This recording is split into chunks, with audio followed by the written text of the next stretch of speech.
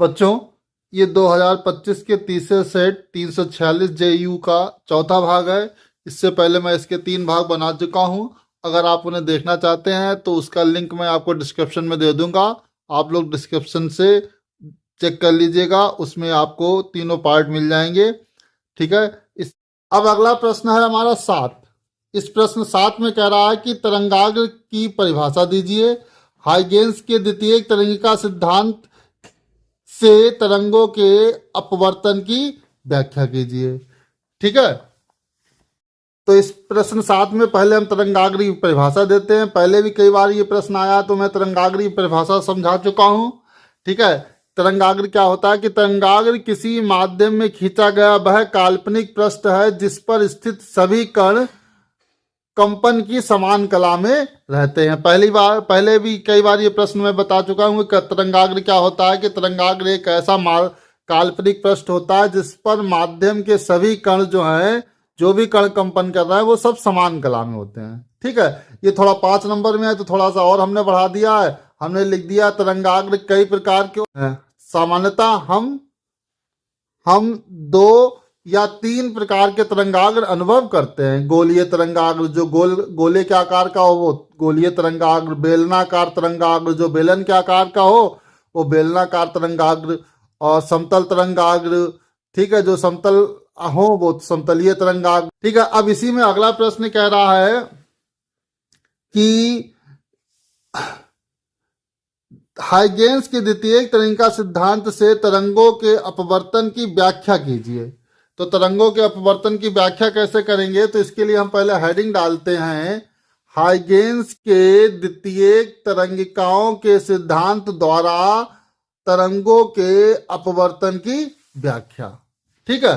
तो इस व्याख्या को पढ़ने के लिए सबसे इंपॉर्टेंट है ये चित्र। ये चित्र जो है आप साफ सुथरा अच्छा से बनाएंगे तो आपको अच्छे नंबर मिलेंगे। ठीक है। तो पहले हम इस चित्र को समझते हैं। ठीक है। इस चित्र में क्या होता है इसको देखिए। तो इसमें हम सबसे पहले तो एक पृष्ठ लेते हैं, इस x डैश, ये एक पृष्ठ है, ये एक समतल पृष्ठ है जो 2 माध्यमों को अलग अलग करता है। एक माध्यम 1 है और एक माध्यम 2 है। ठीक है। इस माध्यम 1 में कोई एक तिरछा तरंगाग्र जो है इस पृष्ठ पर आपतित होता है। ये देखिए एक तिरछा तरंगाग्र आ रहा है। ये तरंगाग्र हमारा कौन सा है, AB। तो ये जो AB है, AB जो है ये होता है आपतित तरंगाग्र, आपतित तरंगाग्र, जो कि इस पृष्ठ XY पर गिर रहा है। ठीक है। अब होगा क्या कि हम पहले आपको चित्र ही समझा दे रहे हैं, बाद में जो थ्योरी लिखी है वो दिखा देंगे। ठीक है। आप लोग लिख लीजिएगा।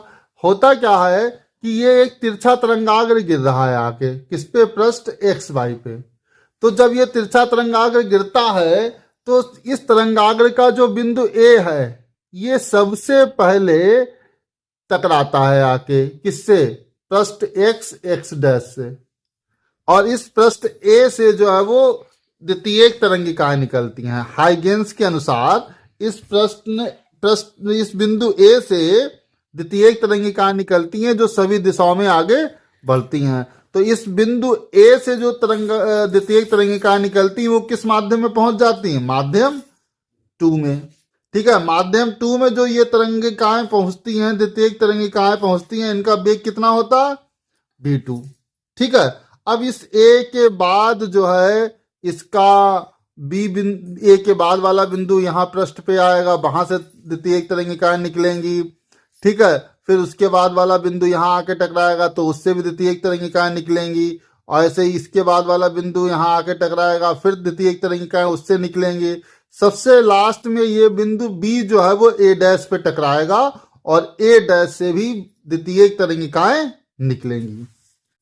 अब होगा क्या कि जब ये जो बिंदु B है तरंगाग्र का, ये जो है जितने समय में A डैश तक पहुंचेगा उतने ही समय में क्या होगा कि इस बिंदु A से भी द्वितीयक तरंगिकाएं निकलेंगी, वो भी चलेंगी। ठीक है।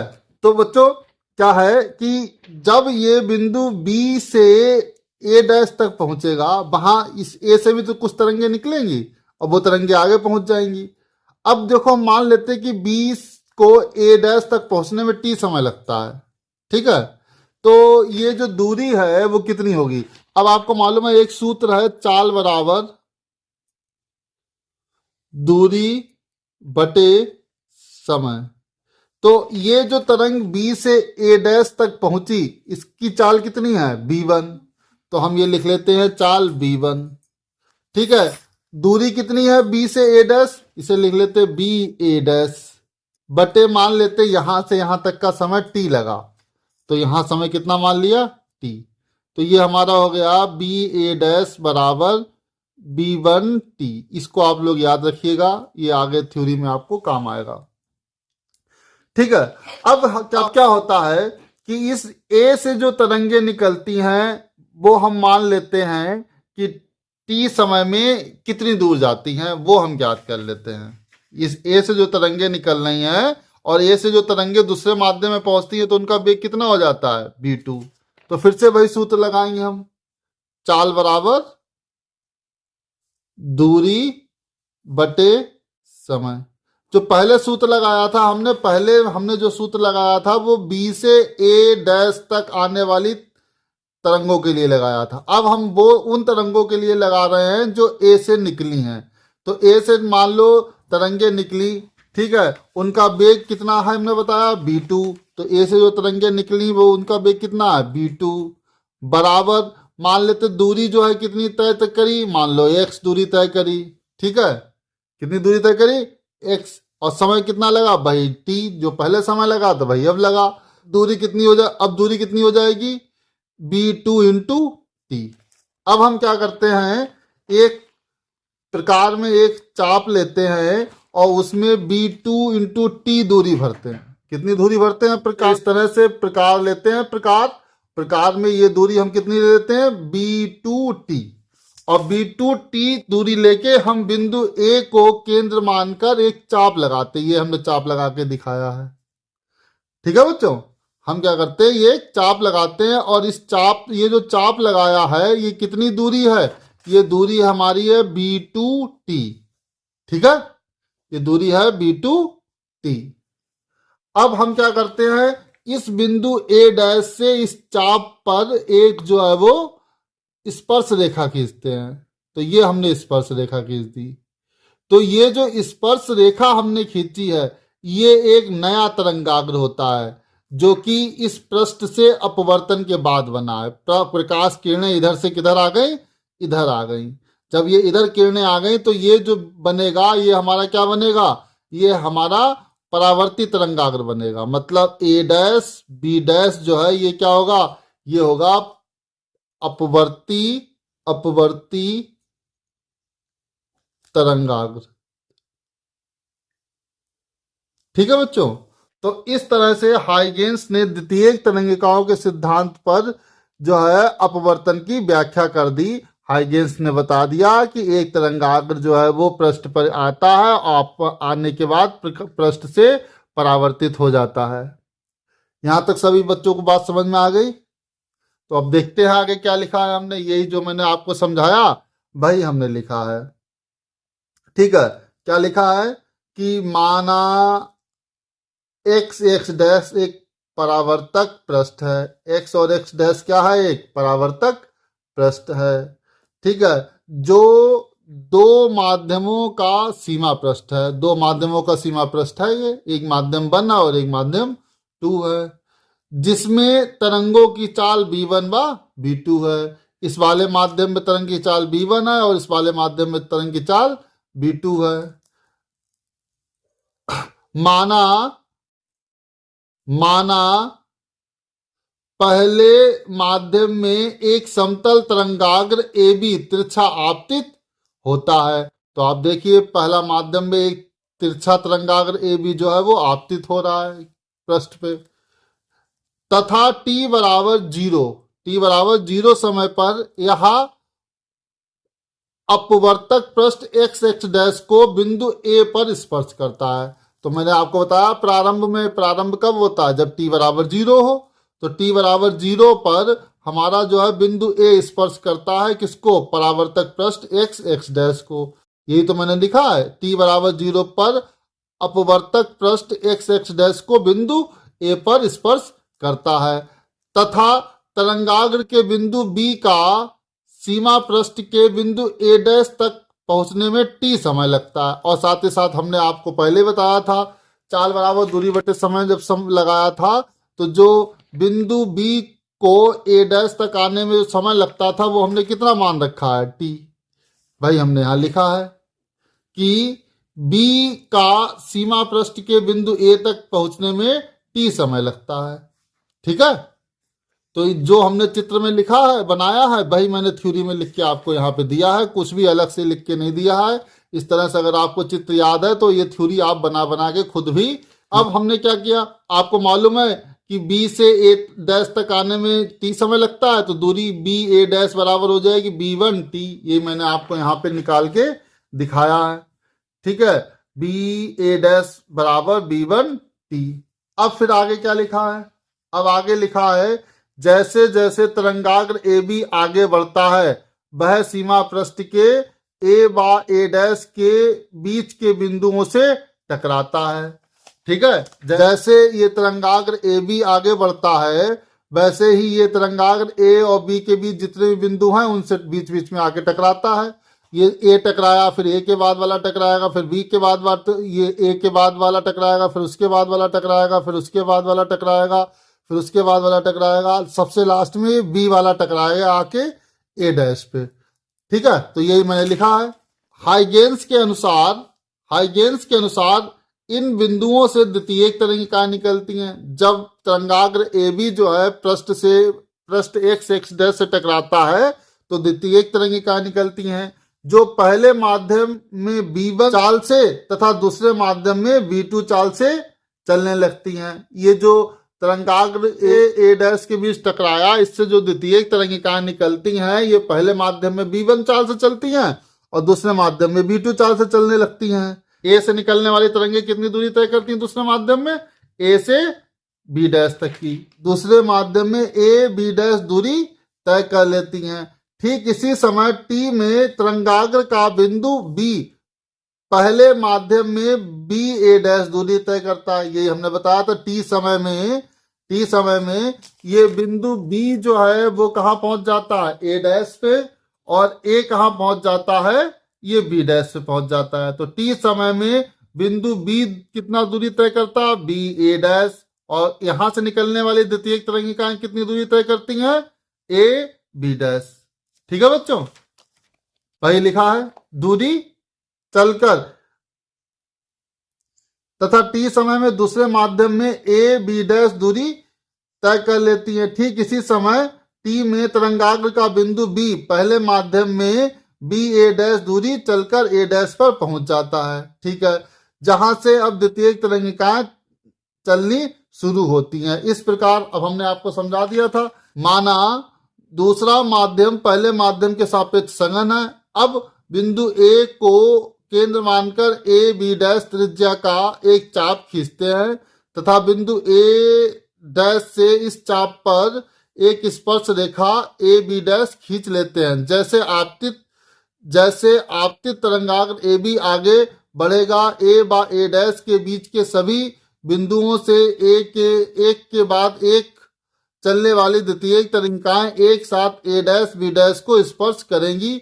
दूसरे शब्दों में A डैश B डैश सभी द्वितीयक तरंगिकाओं को स्पर्श करेगा, अतः A डैश अपवर्तित तरंगाग्र होगा। तो यही तो मैंने आप लोगों को समझाया था चित्र में, वही मैंने इसमें लिखा है। फिर भी अगर कोई डाउट हो तो आप लोग जो है कमेंट करके पूछ लीजिएगा, मैं जो है वीडियो के माध्यम से उस चीज को आपको समझा दूंगा।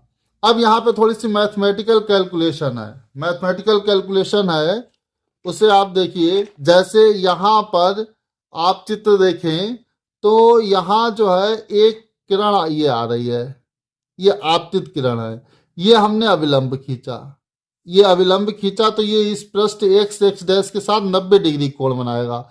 मतलब ये वाला पूरा कोण जो है वो 90 डिग्री होगा। ठीक है, ये कोण कहलाता आपतन कोण I। ठीक है, और ये कोण है 90 डिग्री। यहां तक बच्चों समझ में आ रही बात। अब जो है अगर ये कोण आई है और ये ए बी जो है, ये जो ए बी है ये भी 90 डिग्री है, ठीक है, ये इस वाली लाइन पर ये भी 90 डिग्री है, तो ये कोण भी 90 डिग्री होगा। ये वाला कोण, ये कोण जो हम दिखा रहे हैं ना यहां से यहां तक का, ये भी 90 होगा। ये आई है तो ये कितना बचेगा, 90 माइनस आई, ठीक है। अब ये पूरा 90 है और ये 90 माइनस आई है, तो ये बचा हुआ कोण क्या हो जाएगा, आई, ठीक है बच्चों। इसी प्रकार से यहां पर भी क्या है, ये जो है हमने एक लंब खींच लिया, ये लंब खींच लिया तो ये प्रकाश किरण बाहर निकल रही, तो ये कोण हो गया आर, ये कोण हो गया आर। अब आप लोगों को मालूम है कि ये पूरा कोण यहां से यहां तक का 90 डिग्री होता है, क्योंकि ये ए डैश बी डैश जो है वो क्या है, लंब है इस रेखा पर। तो ये कोण आर है तो ये हो जाएगा 90 माइनस आर, तो ये 90 माइनस आर और ये पूरा यहां से यहां तक 90, तो ये बीच में हमारा कितना बचेगा, आर, ठीक है। अगर ये ना समझ में आ रहा हो तो हम आपको देखो फिर से अलग से समझाते हैं।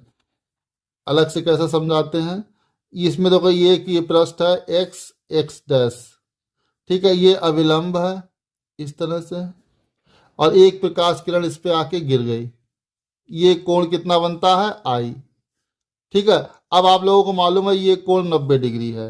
अब हमारी दूसरी किरण ये और आ रही थी और यहां से हमने एक ये लंब खींचा था, तो ये वाला कोण भी क्या होता है, 90 डिग्री, ये कोण भी क्या होता है, 90।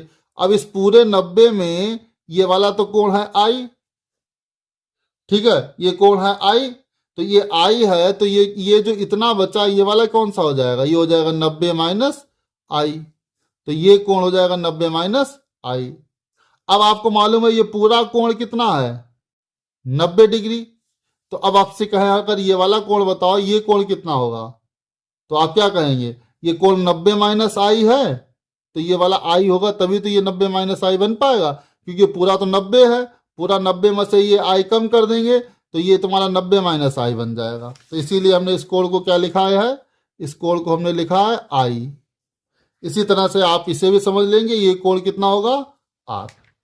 अब इस कोण में जो है एक त्रिभुज बन गया, ये ए बी ए डैश। अब अगर हम आपसे कहें कि आप जो है साइन आई का मान निकालो, किसका मान निकालो, साइन आई, तो आप साइन आई कैसे निकालोगे, ठीक है, आप फॉर्मूला लगाओगे लंब बटे कर्ण, तो इस आई के सामने ये लंब हो गया, लंब हो गया बी ए डैश बटे कर्ण हो गया ए डैश, तो मतलब हमने त्रिभुज ए बी ए डैश में साइन आई का मान निकाल लिया। वही हमने आपको यहां पर लिखकर दिखाया है,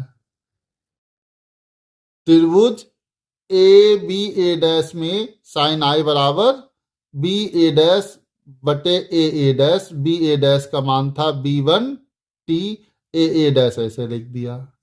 अब इस वाले चित्र में आप जो है साइन आर का मान निकालो, ठीक है, तो ये वाला त्रिभुज आपकी ले लेते हैं, आपकी कौन सा त्रिभुज ले लेते हैं, ए डैश बी डैश, समकोण त्रिभुज ए डैश बी डैश, इसमें साइन आर का मान निकालो, तो बताओ साइन आर का मान कितना होगा, ये कोण आर है तो इसके सामने हो जाएगा लंब, लंब हो जाएगा ए बी डैश, तो लंब हम लिख देते हैं ए बी डैश बटे कर्ण, कर्ण वही हो जाएगा ए डैश, तो कर्ण हो गया ए डैश। अब आपको मालूम है ए बी डैश की दूरी हमने बताई थी B2 T बटे ए डैश, ठीक है, तो साइन आर का मान कितना आ गया, B2 T बटे ए डैश। तो आप देख लीजिए हमने साइन बी आर का मान कितना लिखा है, साइन आर का मान लिखा है ए बी डैश बटे ए डैश बराबर B2 T बटे ए डैश। अब हम दोनों को भाग कर देते हैं, साइन आई बटे साइन आर, तो हमने साइन आई का मान ये रख दिया ऊपर और साइन आर का मान ये रख दिया, ए डैश कट गया, साइन आई बटे साइन आर बराबर हो गया B1 बटे B2, और इसका मान नियतांक रहता है, यही स्नेल का नियम है। और ये जो चित्र हमने बनाया था, ये चित्र हमने कागज के तल में बनाया, तो इसका मतलब आपतित किरण, अपवर्तित किरण और अभिलंब ये तीनों ही एक ही तल में है। इस प्रकार जो है हाइगेंस के द्वितीय तरंगिका सिद्धांत से प्रकाश के अपवर्तन की व्याख्या हो जाती है। हमने स्नेल के नियम की व्याख्या भी कर दी, साइन आई बटे साइन आर बराबर b1 बटे b2, और साथ ही साथ ये भी बता दिया कि आपतित किरण, अपवर्तित किरण और अभिलंब तीनों एक ही तल में हैं। तो इस तरह से ये प्रश्न हमारा हल हो जाता है, और ये बहुत इंपॉर्टेंट प्रश्न है, लगभग हर साल एग्जाम में आ जाता है, इसलिए आप लोग इसे याद करके अवश्य जाइएगा। अगर इसमें प्रश्न में कहीं पे आपको कोई दिक्कत हो रही हो समझने में, तो आप जो है कमेंट करिएगा, मैं आपको बता दूंगा, वीडियो बना के समझा दूंगा। अब इसी प्रश्न नंबर 7 में एक अथवा में क्वेश्चन दे रखा है कि एक दूरदर्शी के अभिदर्शक एवं नेत्रिका लेंस की फोकस दूरी क्रमशः 40 सेंटीमीटर और 4 सेंटीमीटर, अभिदर्शक लेंस के आगे 200 सेंटीमीटर दूर रखी वस्तु होने पर सामान्य दृष्टि के लिए दोनों लेंसों के बीच की दूरी तथा आवर्धन क्षमता ज्ञात कीजिए।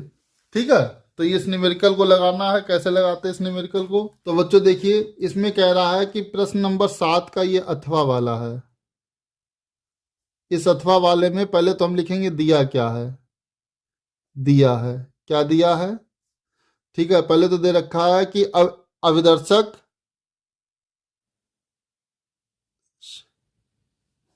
लेंस की फोकस दूरी कितनी बताई है? एफ ओ से दिखाते कितनी बताई है? ये बताई है 40 सेंटीमीटर।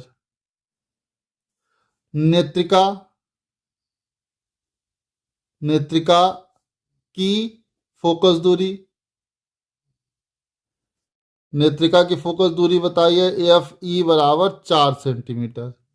कह रहा है कि जो वस्तु है वो अभिदर्शक से 200 सेंटीमीटर की दूरी पर है। ठीक है, वस्तु की अभिदर्शक से दूरी, इससे हम दिखाते हैं b0, ये दे रखी है 200, सॉरी u0 से, u0 200 सेंटीमीटर। ठीक है, तो इसमें कह रहा है कि सामान्य दृष्टि के लिए दोनों लेंसों के बीच की दूरी बताइए। तो इसके लिए आप लोग एक बात याद रखिएगा, सामान्य दूरी के लिए सामान्य दृष्टि के लिए, सामान्य दृष्टि के लिए अंतिम प्रतिबिंब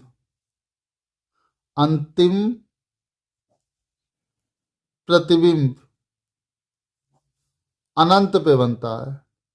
जब भी आपसे कहा जाए कि सामान्य प्रतिबिंब सामान्य दृष्टि पे बन रहा है, तो आप मानोगे कि अंतिम प्रतिबिंब कहाँ बन रहा है? अनंत पर बनता है। अच्छा, अंतिम प्रतिबिंब कौन बनाता है? नेत्रिका। अंतिम प्रतिबिंब कौन बनाता है? अभिदर्शक में अंतिम प्रतिबिंब कौन बनाता है? नेत्रिका। ये नेत्रिका होती है, इससे अंतिम प्रतिबिंब बन रहा है, वो भी कहाँ बन रहा है? अनंत पे, यहाँ कहीं।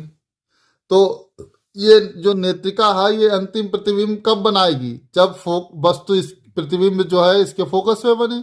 अभिदर्शक जो प्रतिबिंब बनाए वो फोकस पे बनाए। तो हम इसमें और हमें जो पता है कि अंतिम प्रतिबिंब अनंत पे बनता है, अतः अभिदर्शक लेंस वस्तु का प्रतिबिंब नेत्रिका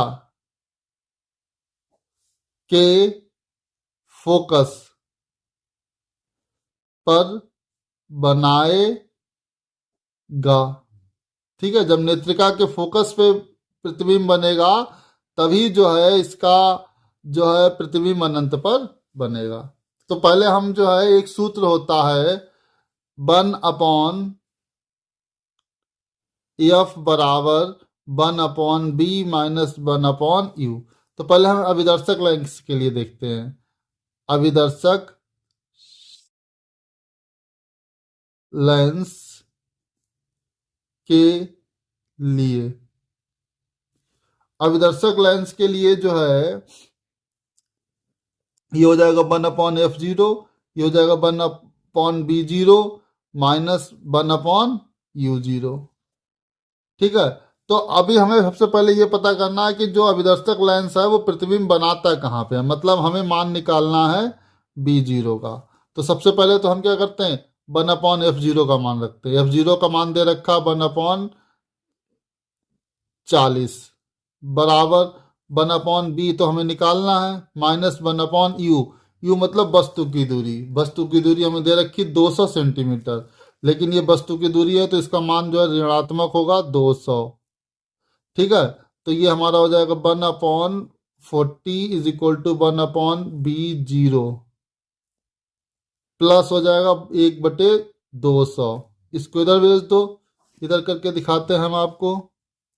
तो 1/b0 बराबर हो जाएगा 1/40 माइनस 1/200। इसका एलसीएम आ जाएगा 200, इसे भाग करेंगे तो 0 5 आ जाएगा ये, माइनस 1। तो 1/b0 बराबर आ जाएगा 4/200। तो b0 बराबर आ जाएगा 200/4। भाग करेंगे 4×5 = 20, 50। b0 बराबर आ जाएगा 50 सेंटीमीटर। मतलब अभिदर्शक लेंस वस्तु का प्रतिबिंब जो है वो 50 सेंटीमीटर दूर बनाता है। अब जरा इसका चित्र समझते हैं। ये अभिदर्शक लेंस है, बड़ा होता है, और ये नेत्रिका है, ये छोटी होती है। ठीक है, ये कोई वस्तु रखी है। ठीक है, ये वस्तु की जो है दूरी 200 दे रखी है, उससे कोई मतलब नहीं, प्रकाश तरंगे आ रही हैं।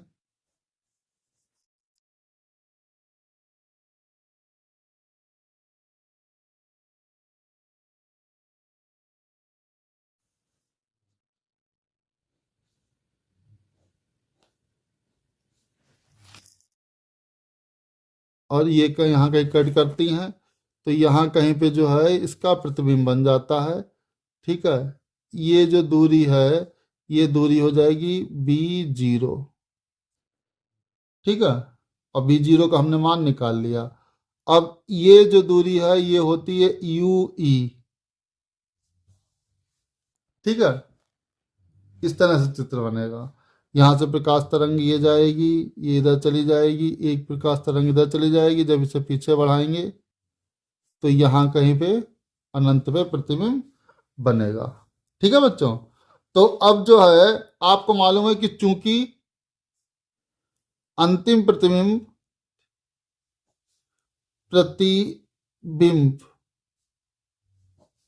अनंत में बनता है।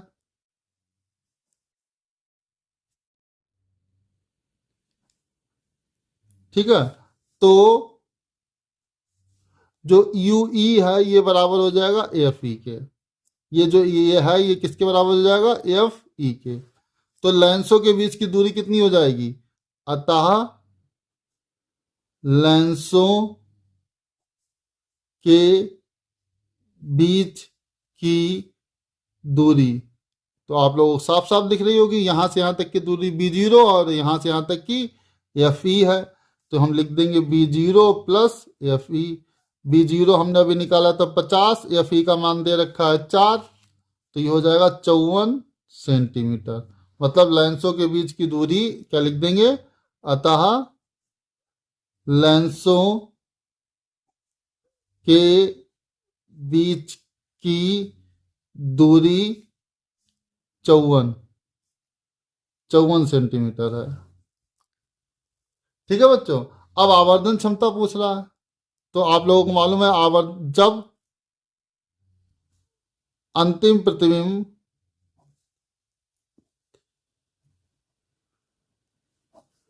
अनंत पर बनता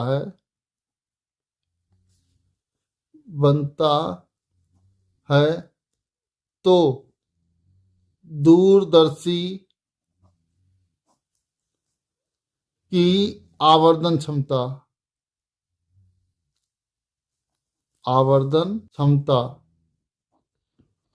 एम बराबर क्या होती है, एफ ओ बटे एफ ई। तो एफ ओ का मान दे रखा है हमें 40, और एफ ई का मान दे रखा है 4। भाग कर देंगे तो एम बराबर आ जाएगा हमारा 10। ठीक है, तो मतलब दूरदर्शी की जो आवर्धन क्षमता होगी वो होगी 10। ठीक है बच्चों, इस तरह से अगर ये वीडियो आपको अच्छा लगा हो तो वीडियो को लाइक कर दें और चैनल को सब्सक्राइब कर दें। हम आपको ये तीसरा सेट हल करा रहे हैं, आगे हल्के हल्के सारे ही सेट हल करा देंगे। धन्यवाद।